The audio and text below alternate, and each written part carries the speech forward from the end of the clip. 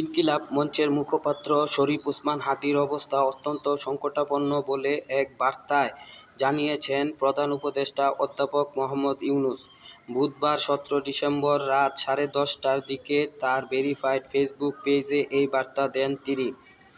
প্রধান উপদেষ্টার পোস্টে লেখা হয়েছে, সিঙ্গাপুরের পররাষ্ট্র মন্ত্রী ডক্টর ভিভিয়ান বালাক্রিষ্ণান দেশটিতে চিকিৎসাধীন জুলাই গণঅভ্যুত্থানের সম্মুখভাগের অকুতোভয় যোদ্ধা ও ইনকিলাব মঞ্চের মুখপাত্র শরীফ ওসমান হাদীকে দেখতে গিয়েছিলেন।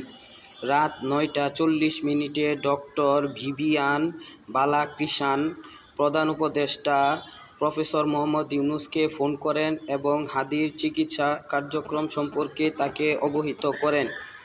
ডক্টর ভিভিয়ান জানান, হাদীর অবস্থা অত্যন্ত সংকটাপন্ন।